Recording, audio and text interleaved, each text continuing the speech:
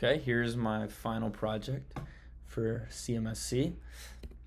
This is the data set I used, which was a college basketball data set based off of the last 12 years of data for Division One men's basketball. So first off, with what went well, I think the first thing that went well, in my opinion, was my conclusions. I was able to draw like concrete conclusions based off of all the data that I collected and kind of like what I was looking for in the paragraphs I wrote prior to actually going through and writing code, and like the data that actually was spit out. It actually brought me to conclusions with my with the data I did, which I'll talk about later.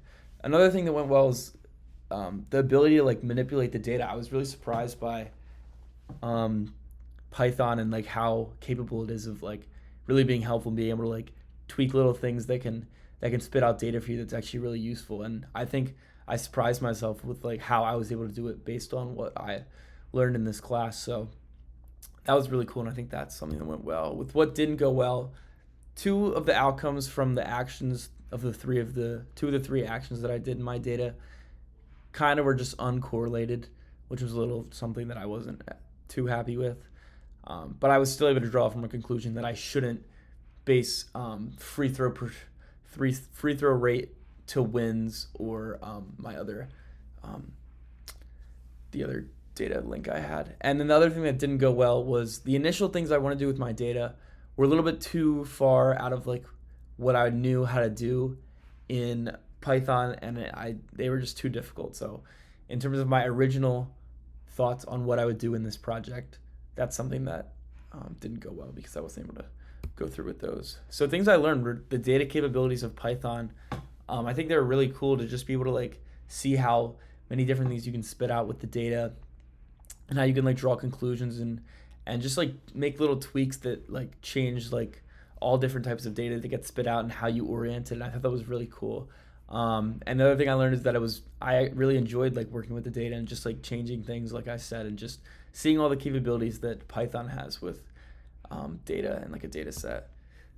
The peer review takeaways I had were someone mentioned that I should focus on more years. I kind of mentioned that I wanted to look at recent years in my original collab write-up, and someone had mentioned that I should look at more years to just kind of get like a wider range of understanding for the stats I was looking at. So I did that in my final project. And also someone mentioned that I should take the stats that I talked about in my original submission and, relate them to like wins, because wins are a really important stat. And so I kind of did that, and I kind of like catered also some of my like inputs based off of wins in my final project. So now I'm going to go to my actual final project and do a little walkthrough. So here's my intro. And then this is the first thing I did with the data. So I did offensive rebounding versus defensive rebounding. I put an input here to let you see the top teams, because that's how I wanted to orient this. I wanted to see offensive rebounding versus defensive rebounding in relation to top teams. And by just doing the max number of wins, this includes all years of my data. So I did an input, and then I did a function, and then I just kind of printed out these statements and then just had it spit out based off of the line code over here. And I kind of use this similar format for each code in each of the three different packages. But this one I use an integer. And yeah, I think it was pretty easy to like use like if statements and the things that we learned in class, like functions.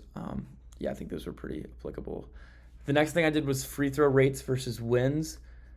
In this one, I set the minimum by like a free throw rate, just to like, I also wanted to look at top teams and see how they correlated. Actually, I'll go back to my first thing. So what I concluded based off this was that these numbers were all the offensive rebounding was much higher than the defensive rebounding rate, and which makes sense. So these are all like the top teams. So I was able to conclude that like, the best teams always have a much stronger rebounding on both sides of the court, not just on defense or on offense. So for free throws versus wins, this is one of the ones that I was not able to find a correlation. I did a similar format. I did an input. I did a float this time. And then I'd use another function and if statements.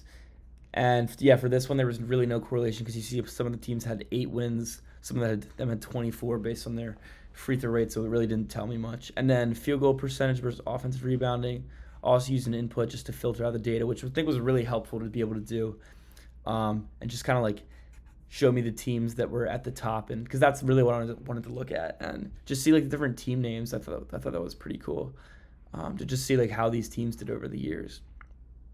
And yeah, so for this, I was also unable to find really a conclusion because wide range of offensive rebounding based off of field goal percentage. I thought that there would be a much closer correlation. I thought that having a higher field goal percentage would like make you a less better offensive rebounder because you're not expecting as many misses, things of that nature. But I wasn't able to conclude anything specific with that. So yeah, that's my project, and I really enjoyed this project, and yeah, I had a lot of fun doing it.